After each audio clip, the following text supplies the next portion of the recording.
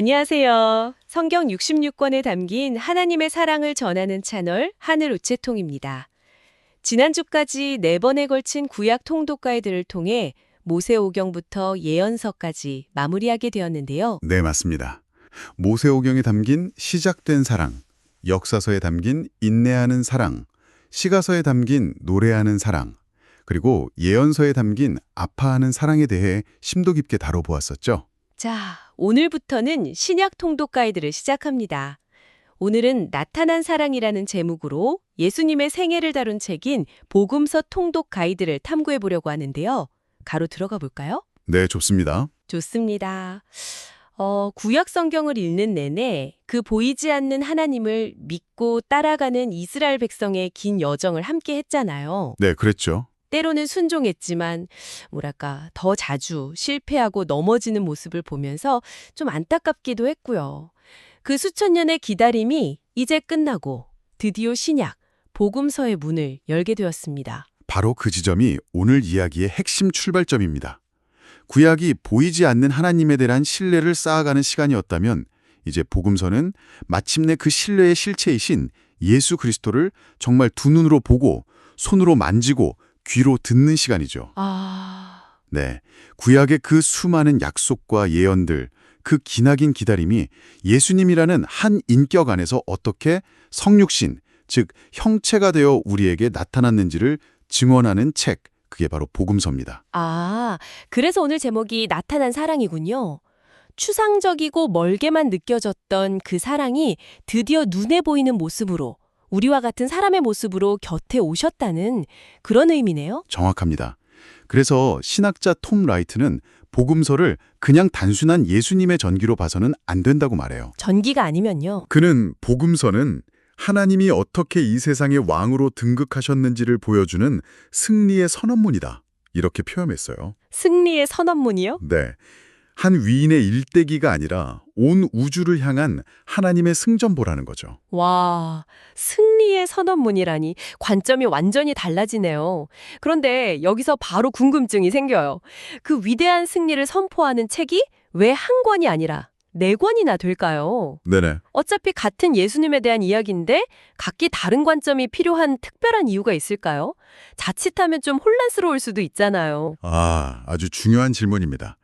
그런데 오히려 4권이기에 예수님이라는 분을 더 입체적으로, 더 깊이 이해할 수 있어요. 입체적으로요? 네. 신학자들은 종종 이 4복음서를 4개의 창문 또는 4점의 초상화에 비유하곤 하거든요. 4개의 창문. 한 사람을 제대로 알려면 앞모습만 봐서는 부족하잖아요. 옆모습, 뒷모습, 그리고 그 사람의 내면까지 들여다봐야 온전히 알 수 있는 것처럼요. 예수님이라는 너무나도 위대하고 다층적인 분을 온전히 드러내기 위한 하나님의 세심한 배려라고 할 수 있습니다. 4개의 창문이라 정말 흥미로운 비유네요. 그럼 각 창문마다 보이는 예수님의 모습? 그러니까 그 사랑의 색깔이 조금씩 다르다는 말씀이시군요. 그렇습니다. 먼저 마태복음의 창문으로 보면요. 유대인들을 위해서 구약의 모든 예언을 성취하시는 메시아 왕이신 예수님이 보입니다. 권위와 위엄을 가지셨지만 자기 백성을 끝까지 책임지시는 왕의 사랑이죠. 왕의 사랑? 네. 반면에 마가복음의 창문은 또 전혀 다른 풍경을 보여줘요. 당시 로마의 핍박 아래 신음하던 성도들을 위해 쓰였거든요. 그렇죠. 그들에게는 화려한 왕보다는 함께 고난받고 자기 목숨을 내어주시는 고난받는 종으로서의 희생적인 사랑, 즉 종의 사랑이 더 큰 위로가 되었을 겁니다. 그러니까 청중이 누구냐에 따라서 예수님의 모습을 다르게 조명했다는 거군요. 왕이 필요한 사람에게는 왕의 모습을, 또 종의 위로가 필요한 사람에게는 종의 모습을 보여주신 거네요. 맞습니다. 그럼 나머지 2복음서는 어떨까요? 궁금하네요. 누가복음은 의사이자 이방인이었던 누가가 썼어요. 그래서인지 그의 시선은 철저히 소외된 자들을 향합니다. 소외된 자들이요? 네, 이방인, 여자, 가난한 자, 병든 자들, 이런 사람들을 차별 없이 품으시는 완전한 사람으로서의 예수님을 부각하죠. 이게 바로 인자의 사랑입니다. 인자의 사랑? 그리고 마지막으로 요한복음은 시대와 문화를 초월해서 모든 인류를 위한 창문을 열어줍니다. 태초부터 말씀으로 계셨던 하나님의 아들로서 우리에게 영원한 생명을 주시는 근원적인 사랑, 바로 하나님의 사랑을 증언하고 있죠. 와, 왕, 종, 사람, 그리고 하나님의 아들? 이렇게 네 가지 관점을 나란히 놓고 보니까 정말 예수님이라는 한 분 안에 얼마나 풍성한 모습이 담겨 있는지 새삼 깨닫게 됩니다. 어느 한 모습만으로는 도저히 다 담아낼 수 없는 분이셨군요. 네, 맞습니다. 그래서 신학자 존 칼빈은 이 네 복음서의 관계를 오케스트라에 비유했어요. 오케스트라요? 네. 마태, 마가, 누가, 요한은 각기 다른 악기, 즉 다른 관점과 문체로 연주하지만 결국 예수님의 아가페 사랑이라는 하나의 위대한 교향곡을 함께 연주하고 있다는 거죠. 이 네 악기가 만들어내는 화음 덕분에 우리가 그 사랑의 방대함과 깊이를 비로소 입체적으로 경험하게 되는 겁니다. 네 명의 저자, 그러니까 네 개의 붓이 각기 다른 색깔로 예수님이라는 거대한 사랑을 그려냈다는 말씀이시네요. 그렇다면 그 붓을 든 화가, 즉 저자들의 삶이 그들이 그린 예수님의 모습에 어떻게 녹아들었는지도 궁금해집니다. 네. 저자의 배경을 알면 복음서가 훨씬 더 생생하게 다가옵니다. 예를 들어 마태복음을 쓴 마태의 직업이 뭐였죠? 세리였죠. 네, 바로 세리였습니다.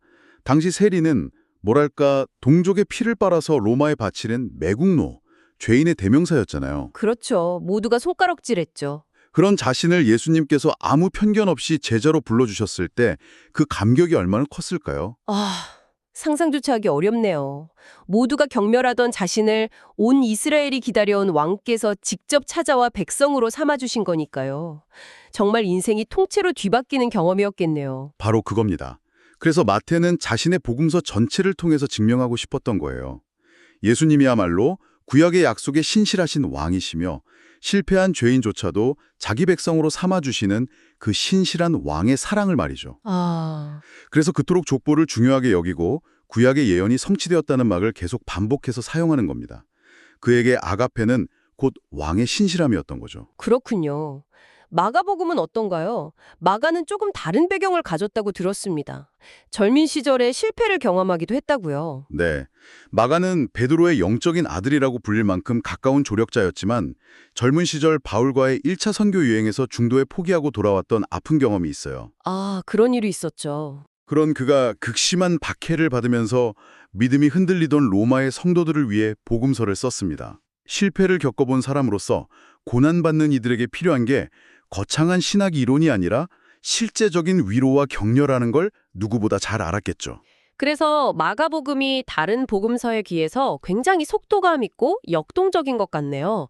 예수님의 행적을 중심으로 마치 단편 영화처럼 사건들이 빠르게 전개되잖아요. 특히 곧이라는 단어가 쉴 새 없이 반복되고요. 정확히 보셨습니다.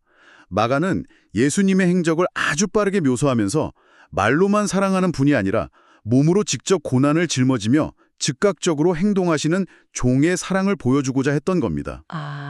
실패를 경험했던 자신처럼 고난 속에 있는 성도들에게 예수님의 그 희생적이고 역동적인 사랑이야말로 가장 큰 위로가 될 것이라고 믿었던 거죠. 그렇군요. 그렇다면 의사였던 누가는 어땠나요? 그의 직업적인 특성이 기록에 많은 영향을 미쳤을 것 같은데요. 네, 누가는 이방인 지식인이자 의사였습니다. 그래서 그의 기록 서두를 보면 모든 일을 근원부터 자세히 미루어 살폈다고 밝히죠. 굉장히 철저하고 논리적인 사람이에요. 네네. 특히 의사로서 그는 누구보다 아픈 자, 소외된 자들의 고통에 민감했습니다. 그래서 누가복음에는 유독 여자, 가난한 자, 사마리아인 등 당시 사회의 변두리에 있던 사람들을 향한 예수님의 따뜻하고 세밀한 시선이 가득 담겨 있어요. 누가에게 아가페는 모든 경계를 넘어 인류의 아픔을 치유하고 조건 없이 품어주는 보편적인 사랑이었던 셈입니다. 마지막으로 요한복음이네요. 요한은 스스로를 예수께서 사랑하시던 그 제자라고 칭할 만큼 특별한 관계였죠? 맞습니다. 요한은 12제자 중에 가장 오래 살아남은 사도였어요. 다른 제자들이 모두 순교한 뒤에도 홀로 남아서 수십 년간 예수님과의 사랑을 곱씹고 묵상하며 그 사건들 너머의 깊은 영적 의미를 통찰할 수 있는 시간을 가졌죠. 그래서 요한복음은 다른 복음서들과 분위기가 좀 다른 거군요. 네. 그래서 요한복음은 다른 공관 복음서들이 다루는 사건들보다는 예수님의 깊은 영적 대화나 나는 생명의 떡이다, 나는 세상의 빛이다 와 같은 상징적인 선언들로 가득 차 있습니다. 요한이 본 아가페는 시공간을 초월한 태초부터 있었던 빛이자 생명 그 자체인 근원적인 사랑이었습니다. 와, 이렇게 저자 4명의 삶과 관점을 통해 복음서를 들여다보니까 마치 내 편의 영화를 보는 것처럼 완전히 새롭게 느껴집니다. 이런 깊은 배경을 알고 나니 이제 복음서를 어떻게 읽어야 할지 새로운 관점이 필요해 보이는데요. 실질적인 팁 같은 게 있을까요? 물론입니다.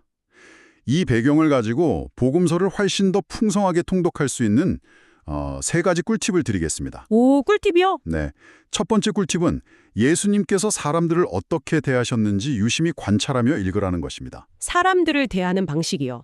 구체적으로 어떤 점을 봐야 할까요? 네, 예수님은 모든 사람을 사랑하셨지만 그 사랑의 표현 방식은 결코 획일적이지 않았어요.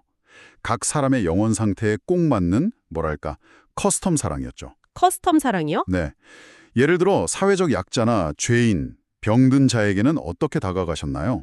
먼저 다가가서 손을 내밀어 만져주시고 함께 식사하시고 그들의 이야기를 들어주셨죠. 그야말로 공감과 치유의 사랑을 보여주셨네요. 그렇죠. 하지만 자기 의의에 가득 차서 다른 사람을 정죄하던 종교 지도자들에게는 어떠셨습니까? 꽤 꾸짖으셨죠. 네, 그것 역시 그들의 영적 교만을 깨트려서 회개로 이끄시려는 정의롭고 준엄한 사랑이었습니다. 이렇게 복음서에 등장하는 다양한 인물들을 예수님께서 어떻게 만나주시는지를 보는 것은 오늘을 살아가는 바로 나를 예수님께서 어떻게 만나주실지를 보여주는 거울과 같아요. 아, 그러니까 복음서 속 인물에 저 자신을 한번 대입해보라는 말씀이시군요. 지금 나라면 예수님은 나를 어떻게 대하실까? 이렇게 생각하면서 읽는 거네요. 정말 중요한 포인트입니다. 두 번째 꿀팁은 무엇인가요? 두 번째 꿀팁은요, 구약의 언약이 어떻게 성취되는지 주목하며 읽으라는 것입니다. 복음서는 결코 구약과 동떨어진 새로운 이야기가 아니거든요. 네네. 오히려 구약이라는 거대한 사랑의 약속에 대한 사랑의 확증 문서와도 같죠. 예수님의 탄생, 사역, 죽음, 부활, 모든 생애는 우연이 아니라 철저하게 약속의 성취 과정이었습니다. 그 약속의 성취를 어떻게 하면 더 잘 발견할 수 있을까요? 그냥 읽다 보면 놓치기 쉬울 것 같은데요. 좋은 방법이 있습니다. 예수님께서 구약 구절을 인용하시거나 혹은 어떤 사건이 선지자로 하신 말씀을 이루려 하심이라 하는 구절과 함께 나올 때 잠시 멈춰보세요. 잠시 멈춰서 네, 그리고 성경책 날개에 있는 관주, 크로스 레퍼런스를 활용해서 그 구약 본문을 직접 찾아 읽어보는 겁니다. 직접 찾아보는 거군요. 네, 그렇게 하면 흩어져 있던 점들이 하나의 선으로 연결되면서 하나님의 신실하심이 얼마나 놀라운지, 그리고 이 모든 언약이 어떻게 십자가라는 단 하나의 정점을 향해 달려가고 있는지를 생생하게 체험할 수 있습니다. 와, 그건 정말 좋은 방법이네요. 마치 탐정이 되어서 퍼즐 조각을 맞추는 것처럼 성경을 읽는 재미가 있겠습니다. 성경 전체를 꿰뚫는 하나님의 큰 그림을 볼 수 있겠어요. 자, 마지막 세 번째 꿀팁도 알려주시죠. 세 번째 꿀팁은 사건 속에 담긴 깊은 영적 의미를 묵상하며 읽으라는 것입니다. 신학자 리처드 보컴은 복음서가 목적자들의 생생한 증언이라고 강조했어요. 목격자들의 증언? 네, 이 말은 복음서에 기록된 모든 사건과 이적들이 그냥 우연히 일어난 신기한 일이 아니라는 거예요. 우리에게 무언가를 전하려는 명확한 신학적 목적을 가지고 엄선된 것들이라는 뜻입니다. 단순히 소경이 눈을 떴다는 사실에서 그치는 게 아니라는 말씀이시군요.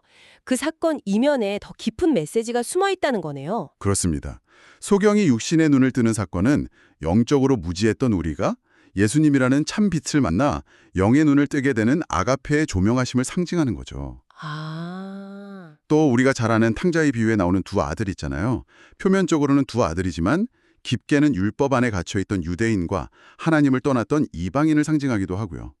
이처럼 각 사건 속 인물과 배경이 상징하는 영적 의미를 묵상하며 읽을 때 복음서는 과거의 이야기를 넘어서 오늘 나에게 주시는 살아있는 하나님의 말씀으로 다가오게 될 겁니다. 정말 꿀팁이네요. 예수님의 시선, 구약의 성취, 그리고 영적인 의미. 이 세 가지만 기억해도 복음서 통독이 훨씬 깊고 풍성해지겠습니다. 듣다 보니 결국 이 모든 이야기는 하나의 결론을 향해 가고 있다는 생각이 듭니다. 네, 맞습니다. 복음서 통독의 궁극적인 목적은 단순히 지식을 쌓거나 윤리적 교훈을 얻는 것이 아니에요. 그것은 바로 자격 없는 나를 위해 십자가를 향해 묵묵히 걸어가신 예수님의 발자국 소리를 듣는 시간입니다. 발자국 소리를 듣는 시간이라니? 정말 가슴이 뭉클해지는 표현입니다. 텍스트를 읽는 행위를 넘어서 그분의 여정에 동참하는 느낌이 드네요. 신학자 레이먼드 브라운은 이렇게 말했습니다.